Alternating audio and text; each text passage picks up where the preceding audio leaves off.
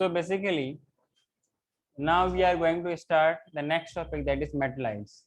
Basically, we have discussed that metals are those which has property to donate electron, but the non-metals are those which are known by their property to gain electron. Yes or no? As in case of metals, they are lustrous, they are shiny, they are malleable, they are ductile. Generally, they are hard, but some are soft. Generally, metals are solid, but some are mercury is liquid. Yes or no? Similarly, non-metals, they are known by their property to gain electron and acquires negative charge. Yes or no? They are dull in appearance, they are not shiny. Generally, they are soft, except diamond. They are bad conductor of electricity, but in case of graphite क्या होता है, ये electricity conduct करता है. कुछ बात समझ में आई? इसमें इसका डेफिनेशन लिखिएगा. Elements showing property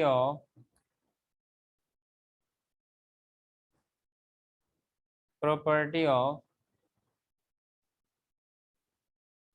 metals and non-metals. Metals and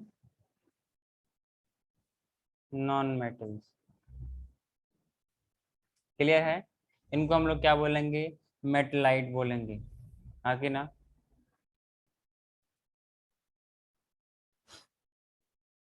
मतलब ऐसा बोल सकते हैं कि दिखने में तो मेटल जैसा होगा, but they are actually non metal होगा. मतलब से बोलते हैं ना ब्रिटलनेस, टूटने वाला, crystal form. They are able to break easily. They are neither conductor of electricity nor they are insulator. Neither they are behaving in conductivity just like metals, nor they are insulated just like non-metals. Yes or no? They are neither in the category of those from which we cannot say they belongs to metals or they belongs to non-metals. Basically, they have some character which are showing of both metals and non-metals. For example, we can say we have germanium, we have boron, we have silicon, we have arsenic, we have antimony, we have tellurium, we have polonium. Yes or no? And we can say that these are the elements possess the characteristic of both metals and non-metals. So on this basis, they are known as borderline elements or metallites. क्या बोलते हैं इसको?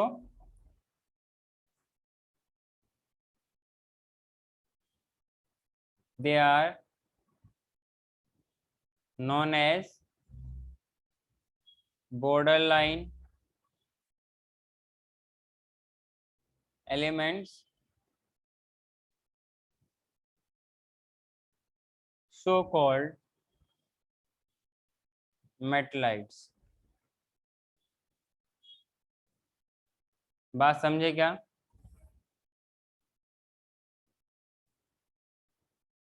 तो हम लोग इसके लिए ये भी बोल सकते हैं they are having the property of intermediate, नहीं तो मेटल नहीं तो नॉन मेटल. ना कि ना? अगर एग्जाम्पल के बारे में बात करते हैं, they are used as semi conductor, not conductor, it is semi conductor. इसके अंदर प्योरिटीज या इम्प्योरिटीज को लगा करके हम इसके अंदर कंडक्टिविटी बढ़ाते हैं. ना कि ना? सिलिकॉन का जो चिप आता है, ना कि ना, वो चिप वगैरह में यूज की जाती है. क्या मेरी बात समझ में आ रही है? बोरॉन हो गया, सिलिकॉन हो गया, जर्मेनियम हो गया, आर्सेनिक हो गया, एंटीमोनी हो गया, बाकी ना, टेलुरियम हो गया और पोलोनियम हो गया. क्या मेरी बात समझ में आई? हेलो, कोई दिक्कत है? कोई दिक्कत नहीं सर. आगे बढ़ूं? तो वैसे मेटल्स एंड नॉन मेटल्स के बारे में मेरे ख्याल से आपके मॉड्यूल में एक चार्ट भी दिया होगा, एक टेबल दिया है, तो वहां पर आपको बहुत सारी डिफरेंस मिलेगी, हाँ कि ना। तो ये था आपके पास मेटल्स नॉन मेटल्स, हाँ कि ना। तो हम लोगों ने एक मेन कैटेगरी की बात किया था एलिमेंट्स और कंपाउंड्स के बारे में, ये तो हमने पढ़ लिया एलिमेंट्स। ठीक, नेक्स्ट टॉपिक लिखिए कंपाउंड्स के बारे में। हमने प्योर सब्सटेंस को दो पार्ट में बांटा था, क्या, एलिमेंट्स एंड कंपाउंड्स के बारे में। दूसरा टॉपिक लिखिए कंपाउंड्स।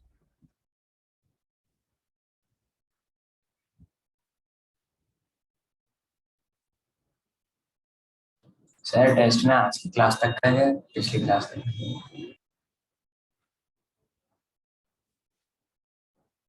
पिछली क्लास तक क्या क्या पढ़े थे?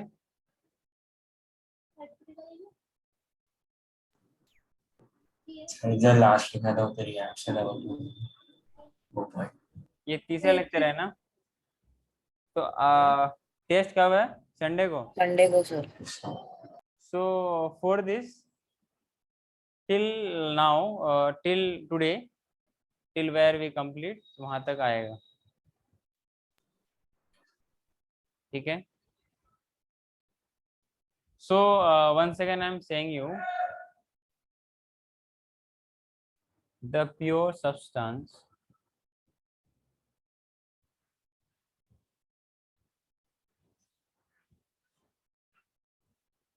having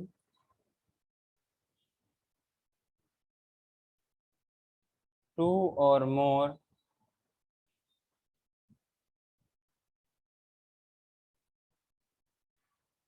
elements which are combined in a fixed ratio, which are combined in a fixed ratio या fixed proportion बोल सकते हैं, fixed proportion by mass, by mass. The pure substance having two or more elements are combined in a fixed proportion by mass and following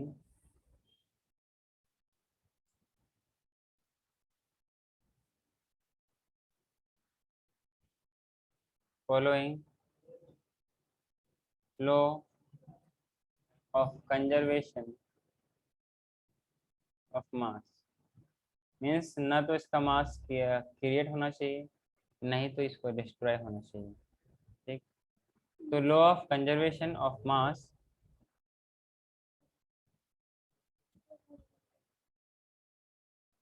इस तरीके से बहुत सारे laws होते हैं। अगर उन रूल्स को फॉलो करके कोई अगर एक कॉम्बिनेशन बनता है एलिमेंट्स का, तो उनको हम लोग क्या बोलते हैं? कंपाउंड बोलते हैं। क्लियर है? जैसे एक तरह बात करोगे हाइड्रोजन की और ऑक्सीजन की, अगर हाइड्रोजन का 1 है तो ऑक्सीजन का 8 है, हाँ कि ना। ऑक्सीजन कितना है? 8 है।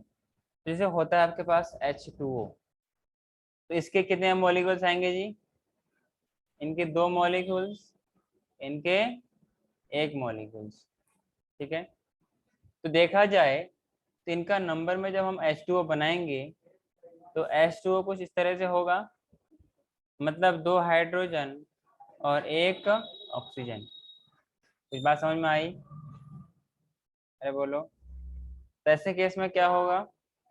ऐसे केस में क्या होगा कि जो हाइड्रोजन है और ऑक्सीजन है रेशियो में 2:1 रहेंगे। क्या इतनी बात समझे? अगर मास के बारे में बात किया जाए, नंबर के हिसाब से तो 2:1 है, लेकिन मास के बारे में बात करें तो 1:8 हो जाएगा। अगर 2H2 की बात करेंगे 2 हो जाएगा, और ये इस तरीके से ये 8 हो जाएगा। तो जब इसका रेशियो क्या होता है, 1 हाइड्रोजन और 1 ऑक्सीजन का जो रेशियो होता है वो 1:8 होता है। क्या मेरी बात समझे? ये वाला बाई मास का रेशियो,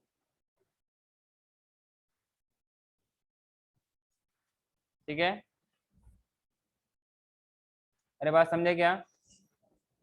अगर देखा जाए आप पूरे यूनिवर्स में कहीं का भी पानी उठा लो तो वाटर के मॉलिक्यूल्स में यू विल फाइंड दैट कि रे दो हाइड्रोजन मॉलिक्यूल उधर भी है, एक ऑक्सीजन मॉलिक्यूल, एक मतलब दो हाइड्रोजन का मतलब हाइड्रोजन और वाटर से मिलके ही बनेगा, और इसका रेशियो हमेशा फिक्स रहेगा। हाँ कि ना? हम लोग हाइड्रोजन के आइसोटॉप्स या ऑक्सीजन के आइसोटॉप्स की बात नहीं करते हैं। बेसिकली हम लोग बात किसकी करते हैं कि यहाँ पर एक हाइड्रोजन है और एक ऑक्सीजन है, दोनों का मास का जो रेशियो है 1:8 के रूप में है, और इन्हीं बिना पर हम बात करते हैं। ठीक है? अरे बोलो, अरे बोलो। तो ये मास जो रेशियो का बाय मास है, बाय नंबर है, ये हमेशा फिक्स रहेगा, ये हमेशा फिक्स रहेगा।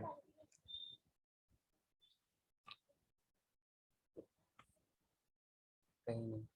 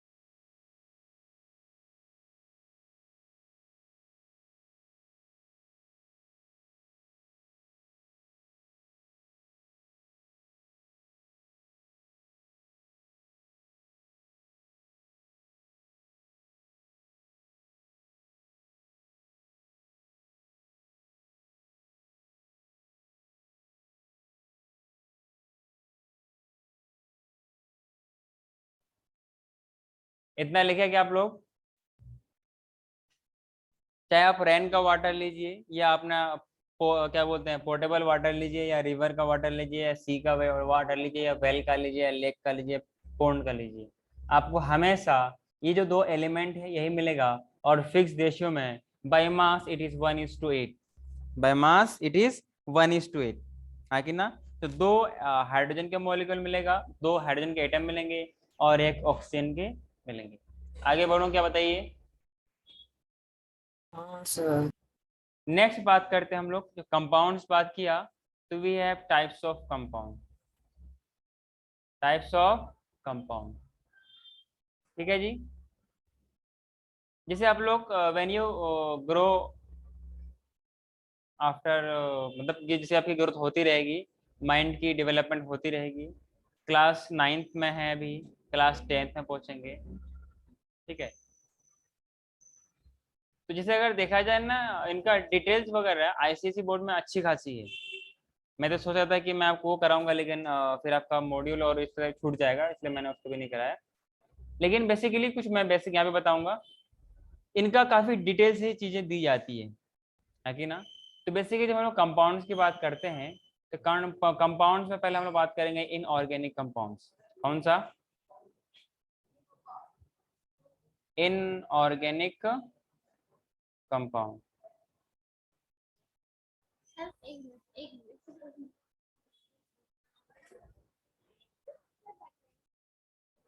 बदतमीजी की भी हद होती है।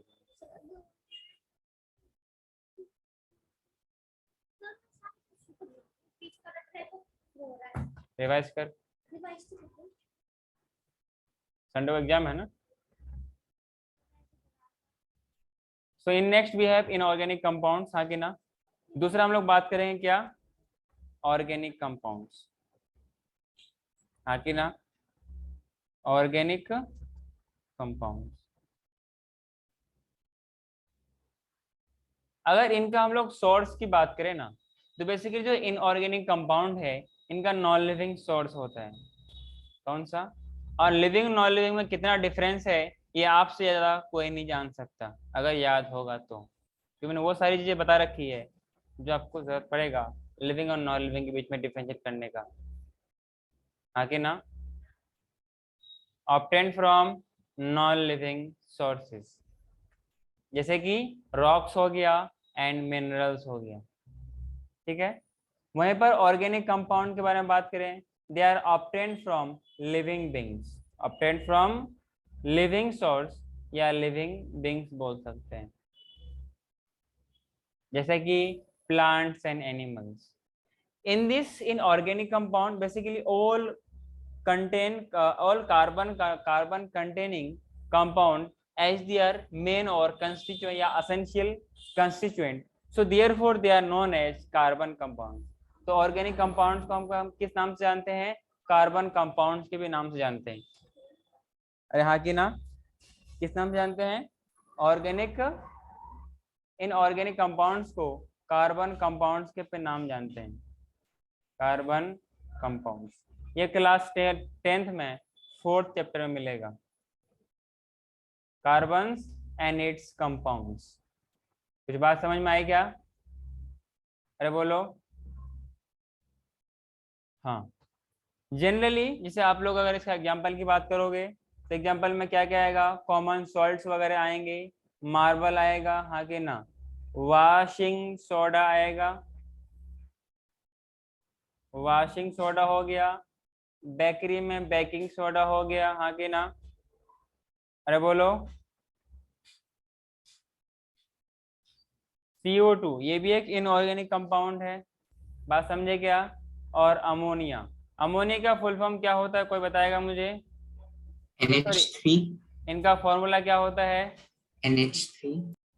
हाँ, और अमोनियम क्लोराइड का?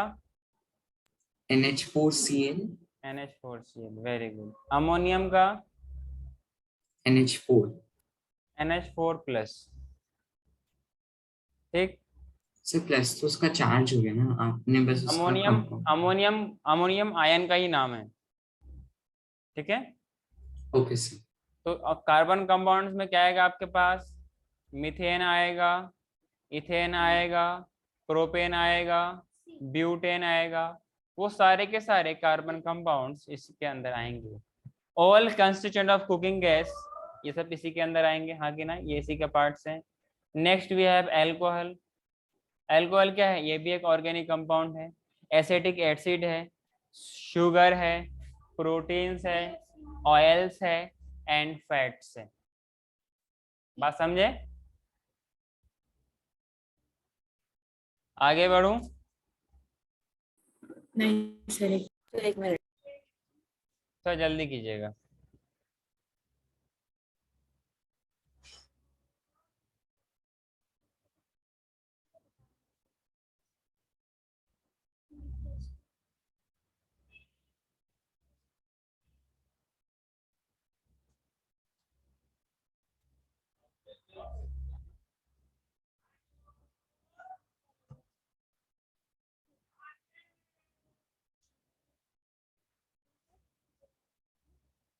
हो गया. नेक्स्ट लिखिएगा characteristic of compound.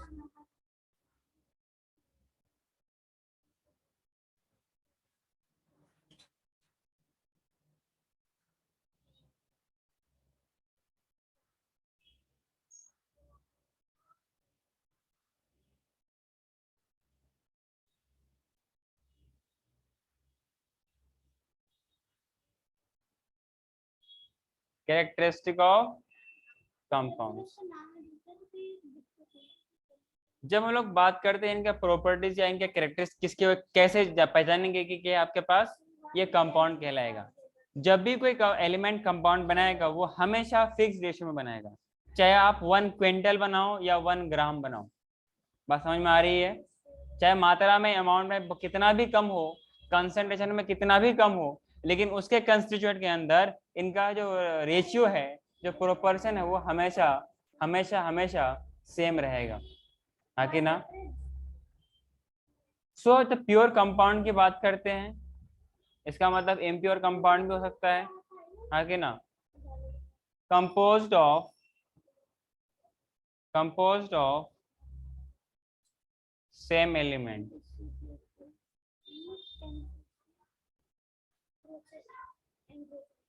Same element. बात समझे क्या? एंड प्योर कंपाउंड जो होते हैं ये होमोजेनस होते हैं. प्योर कंपाउंड इज होमोजेनस, मतलब जो अपन का पार्टिकल्स होंगे वो यूनिफॉर्मली डिस्ट्रीब्यूटेड होंगे, आगे ना यूनिफॉर्म कंपोजिशन होगा। तो pure compounds are homogeneous.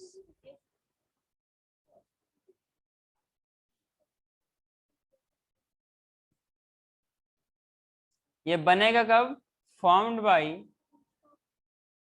Bye reaction between elements, reaction between the elements.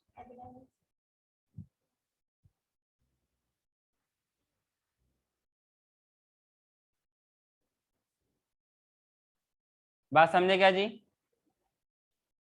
Hello, yes हाँ, जब ये अलग अलग कंपाउंड से मिलके बनेगा, फॉर एग्जांपल अलग अलग कंपाउंड से, अलग अलग एलिमेंट से मिलके बनेगा, तो अलग अलग एलिमेंट्स की प्रॉपर्टी अलग होगी। जब वो कंबाइन कर जाएगा तो उनकी कुछ कंपाउंड की प्रॉपर्टी बिल्कुल ही अलग होगी। The property of compound is entirely different from the individual elements of that compound. जैसे आप जानते हो हाइड्रोजन को, सल्फर को, ऑक्सीजन को, लेकिन जब इनको कंबाइन कर दिया जाए बनता है H2SO4। आपने नाम सुना है क्लोरीन का, आपने नाम सुना है हाइड्रोजन का। जब ये दोनों को रिएक्ट कराया जाए तो बनता है HCl। और आप जानते हैं कितनी खतरनाक चीजें होती है, आगे ना। तो कंपाउंड बनने के बाद वो इंडिविजुअल की प्रॉपर्टी नहीं रखता, बल्कि कंपाउंड की प्रॉपर्टी रखता है। मेरी बात समझ में आई क्या? जैसे A है और B है, ये दो अलग अलग एलिमेंट है, मिलके बनाएगा AB। मान लो उसका हमने क्या कहा, C। तो इसकी प्रॉपर्टी और इसकी प्रॉपर्टी बिल्कुल अलग अलग होगी, आगे ना। A की प्रॉपर्टी कुछ और है, B की प्रॉपर्टी कुछ और है। ये दोनों का कंबाइनली मिला के प्रॉपर्टी देगा जो दोनों के इंडिविजुअल प्रॉपर्टी से डिफरेंट होगा। तो form by reaction between the elements. Are you able to understand? And we cannot separate the constituent of the compounds mechanically, okay na? And formation of compounds there is involvement of energy, so reaction may be exothermic or endothermic, okay na?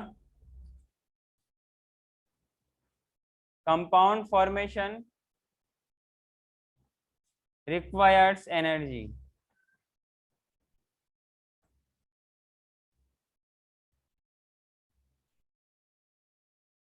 it requires energy। Example के तौर पर, क्या क्या है आपको बताइए? अरे बोलो। Compound formation requires energy. तो एग्जाम्पल के तौर पे लिखिएगा, तो रिएक्शन में भी एक्सोथर्मिक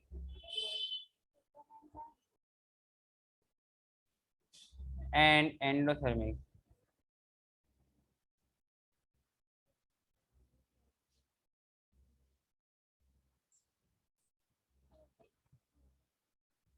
अरे बात समझे क्या? एक्सोथर्मिक में क्या होगा, एनर्जी रिलीज किया जाएगा, हीट रिलीज किया जाएगा, और एंडोथर्मिक में एब्जॉर्ब किया जाएगा। अरे बात समझे क्या? यस कोई दिक्कत है?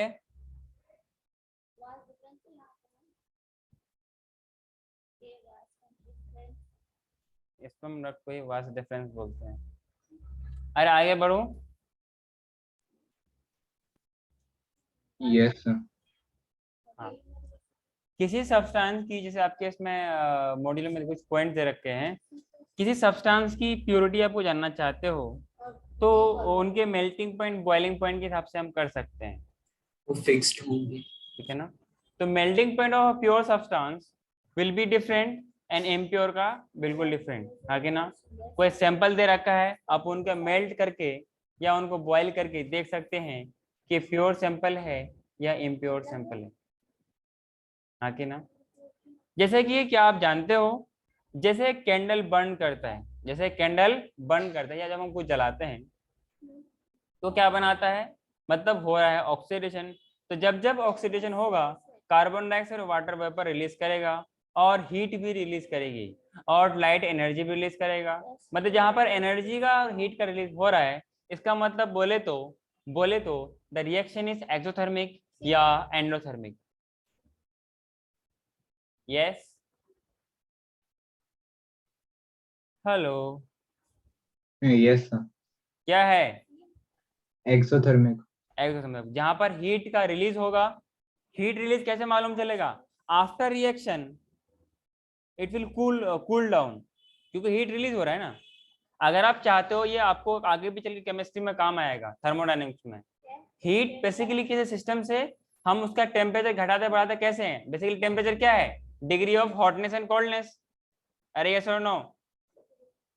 टेम्परेचर क्या है? डिग्री ऑफ हॉटनेस और कोल्डनेस।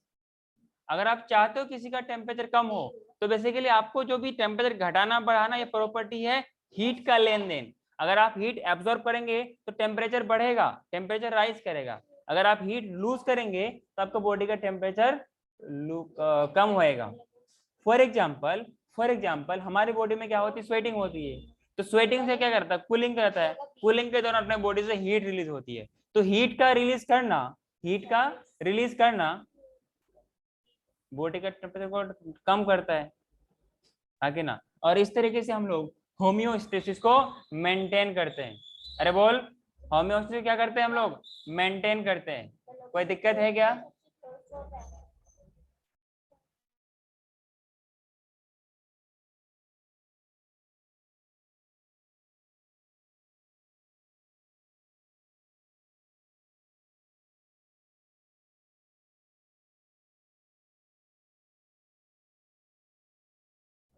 इतनी बात समझ में आई क्या? Yes, sir. अरे बोलो। हाँ, नेक्स्ट आपके पास, आप में सबको ये बात मालूम होगा कि आपके पास एक जानते हैं एक प्रोसेस होती है प्लांट में, फोटोसिंथेसिस। क्या फोटोसिंथेसिस कौन करता है? अनुश्री, आप करते हैं? लीव्स करते हैं। किसके लीव्स करते हैं? हर एक फ्लावर के लीव करते हैं। सर जिनके पास क्लोरोफिल होता है वो करते हैं।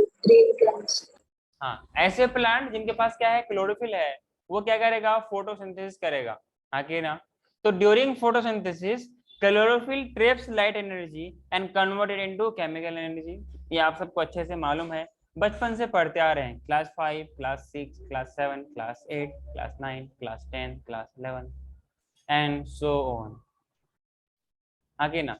कहीं ना कहीं मिल ही जाता है। इसे अभी हम लोग पढ़ रहे हैं, कि during the process of photosynthesis carbon dioxide and water combine करता है, ग्लूकोज बनाता है। ग्लूकोज बोले तो कार्बोहाइड्रेट बनाता है, हाँ कि ना। कार्बोहाइड्रेट का एक सिंपलेस्ट फॉर्म है ग्लूकोज, हाँ अनुश्री। कभी भी कार्बोहाइड्रेट और ग्लूकोज में कंफ्यूज आने का नहीं कि हम कंफ्यूज आ रहे हैं। कार्बोहाइड्रेट एक बड़ा सा ग्रुप है, उसके अंदर बहुत सारे छोटे छोटे सिंपल कंपाउंड्स आते हैं। सुक्रोज हो गया, ग्लूकोज हो गया, माल्टोज हो गया, तो लैक्टोज हो गया। क्या मेरी बात समझ रहे हैं? तो इस दौरान वो लाइट एनर्जी को एब्जॉर्ब करता है, तो chlorophyll absorbing the light energy and convert it into chemical energy. तो क्या ये रिएक्शन एंडोथर्मिक होगा या एक्सोथर्मिक होगा? Endothermic, sir. Very good. एक होता है नॉन स्टियोशियोमेट्रिक कंपाउंड, ये आपको आगे से क्लास 11 में बताई जाएगी। बेसिकली क्या है, जब इनको हम लोग बैलेंसिंग की बात करते हैं, जो उसके कंपाउंड्स के सामने जो बैलेंसिंग करते हैं, उसको हम लोग बोलते हैं स्टियोशियोमेट्री। जब हम लोग उसकी बात नहीं करेंगे तो बोलते हैं नॉन स्टियोशियोमेट्रिक कंपाउंड। मॉलिक्यूल्स क्या होता है? जो भी आपके कंपाउंड्स होते हैं, फॉर एग्जांपल H2SO4, तो उसके इंडिविजुअल जो यूनिट है ना, उन्हीं को हम लोग क्या बोलते हैं? मॉलिक्यूल।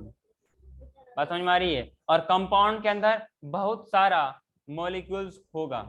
अरे मेरी बात समझे क्या?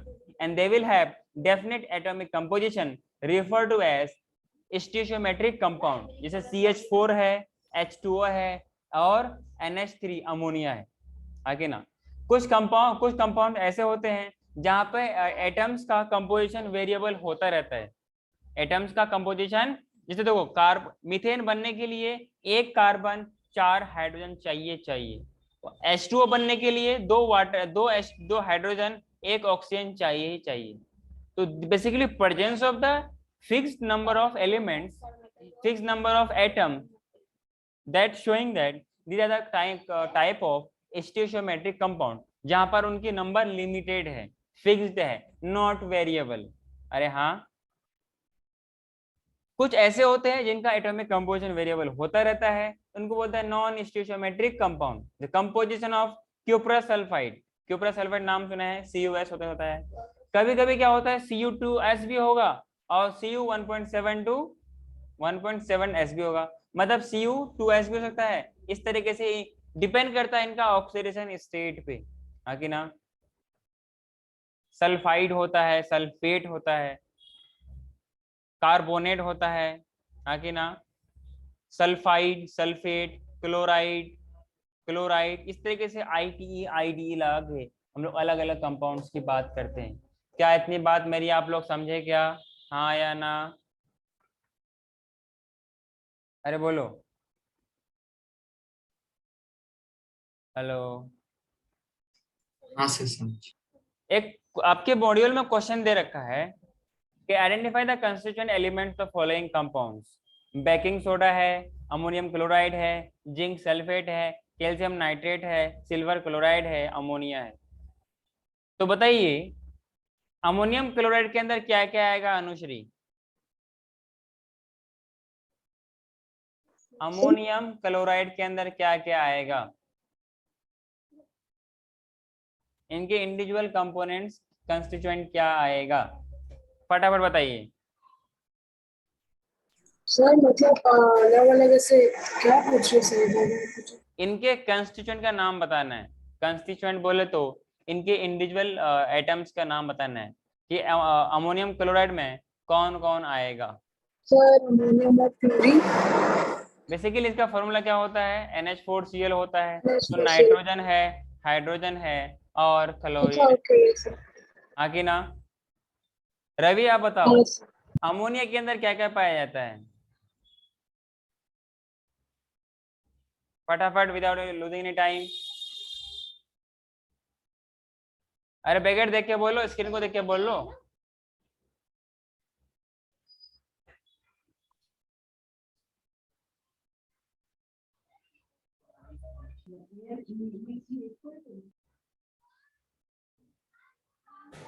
नहीं बोलोगे, चलो कोई बात नहीं। अमोनिया के अंदर देखा सर जाए, नाइट्रोजन कोई और बात नहीं हाइड्रोजन। कोई बात नहीं। Yes, sir. अमोनिया में क्या होता है, अमोनिया में NH3 होता है, तो बेसिकली ये नाइट्रोजन और हाइड्रोजन से मिलके बना होता है, कोई दिक्कत। जिंक सल्फेट में Zn SO4 होता है, ये इनके ऑक्सीजन हो गया, सल्फेट हो गया और जिंक हो गया।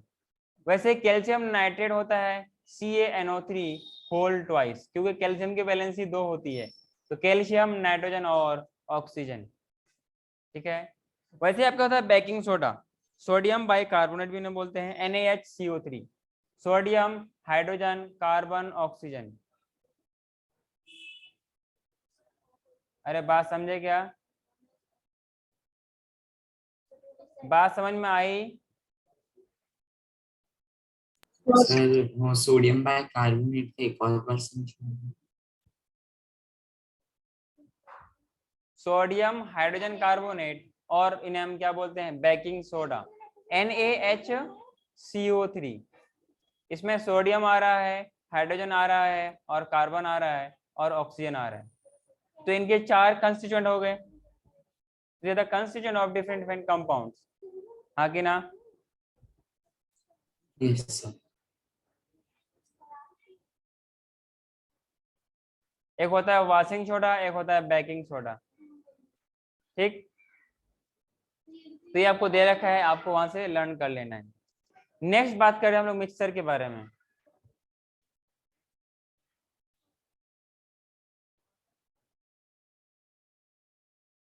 मिक्सचर क्या होता है बताइए? सर जब दो सब्सटेंस नॉन केमिकली मिक्स होते हैं। बेसिकली इसमें लिखिएगा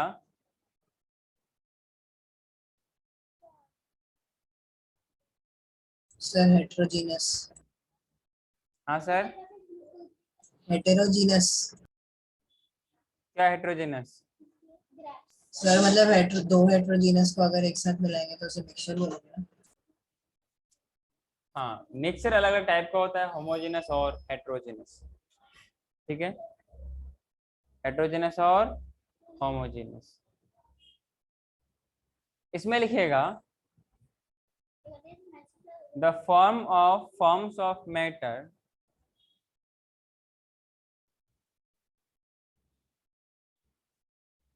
the forms of matter in which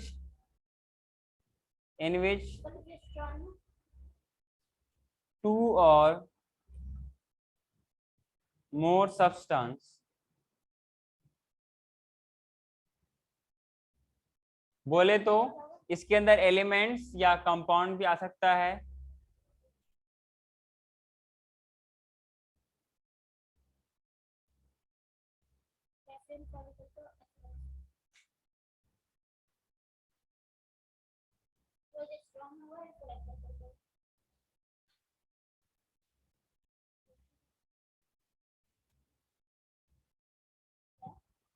in any proportion। Sir आपने ब्रैकेट में क्या लिखा है? एलिमेंट्स और कंपाउंड्स।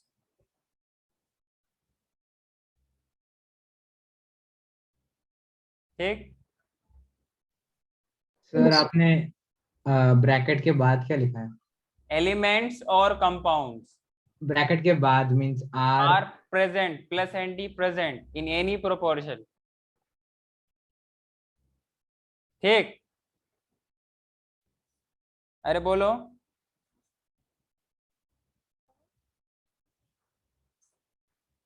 जैसे आपको पता है air is a mixture of gases, air is a mixture of gases, आगे ना इसके अंदर आता है नाइट्रोजन, आता है CO2, आता है O2, आगे ना, अरे बोल।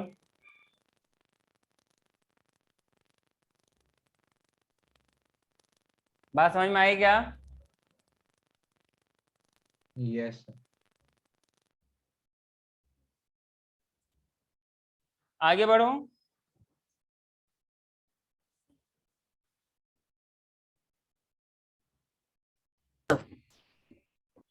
सिमिलरली कंपाउंड की तरह इनके पास भी क्या नहीं होगी, इंडिविजुअल पार्टिकल्स की प्रॉपर्टी नहीं रहेगी, वो सॉल्यूशन या मिक्सचर की प्रॉपर्टी रखेगा।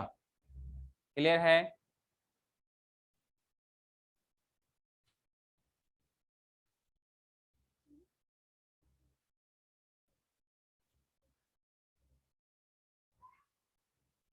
अच्छा, कोई आपसे सवाल पूछे कंपाउंड और मिक्सचर में डिफरेंस क्या है?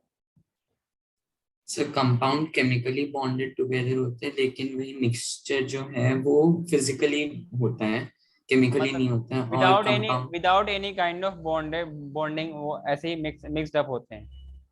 क्या मेरी बात समझे? तो मिक्सचर आपके पास दो टाइप का होगा, वेट, होमोजेनस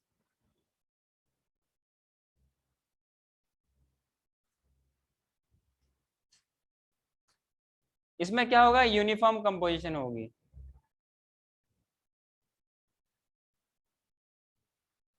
यूनिफॉर्म कंपोजिशन होगी।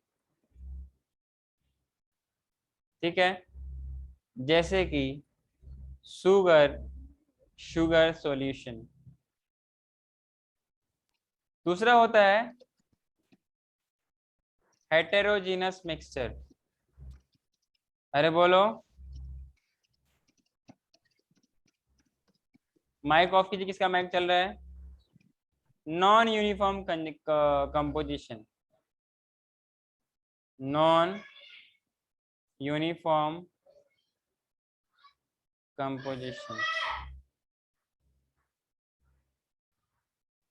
मिक्सचर ऑफ, अरे बोलो, सॉइल एंड वाटर।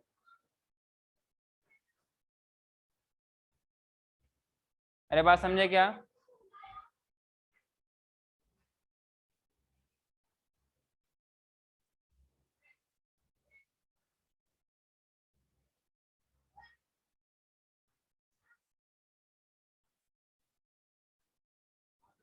और होमोजेनस मिक्सचर अलग अलग टाइप का हो सकता है, सॉलिड के सर साथ। होमोजेनियस मिक्सचर का मुझे एग्जांपल है, शुगर लिखा है।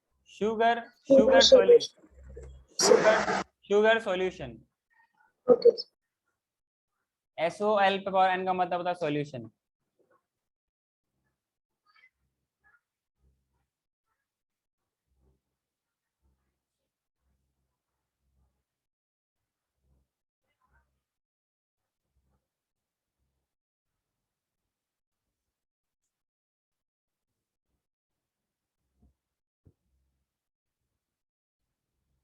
डन।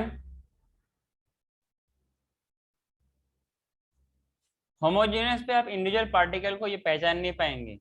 जैसे मिल्क है, उसके अंदर फैट्स होता है, विटामिन्स होता है, बहुत सारी चीजें होती हैं, ठीक। बट हेटेरोजेनस कंक्रीट और पानी का मिक्सचर बना दिया आपने। बात समझे क्या? तो क्लासिफिकेशन ऑफ होमोजेनियस मिक्सचर की बात करेंगे तो इसमें सॉलिड का सॉलिड के साथ होगा, सॉलिड का लिक्विड के साथ होगा, और लिक्विड का लिक्विड के साथ, ठीक है। अरे बोलो। Yes sir.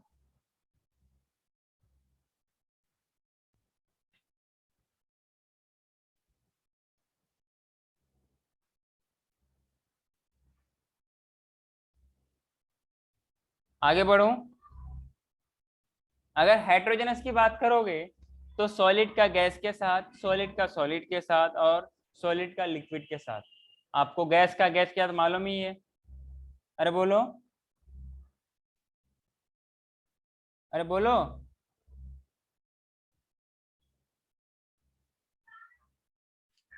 Air is a mixture of gas. आगे ना, नहीं बोलोगे? Yes sir. तो जैसे आपके पास स्मोक होता है, डस्ट होता है, गन पाउडर होता है, mixture of sulphur and iron filings होती है, these are the heterogeneous mixture. Clear है? हाँ। तो एक आपके पास टाइप्स ऑफ मिक्सचर है, होमोजेनस मिक्सचर और हेटेरोजेनस मिक्सचर।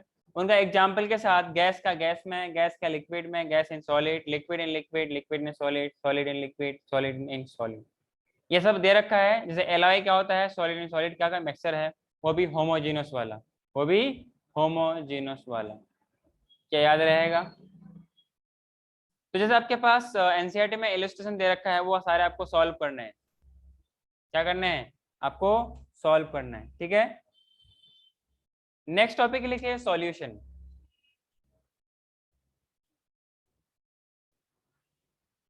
नेक्स्ट टॉपिक लिखिए सॉल्यूशन। नेक्स्ट टॉपिक लिखिए सॉल्यूशन। ये कोई पता है बेसिकली क्या है? ये होमोजेनस मिक्सचर का एक एडवांस रूप है, एडवांस फॉर्म है, इसी का नाम है सॉल्यूशन। क्लियर है? अरे बोलो।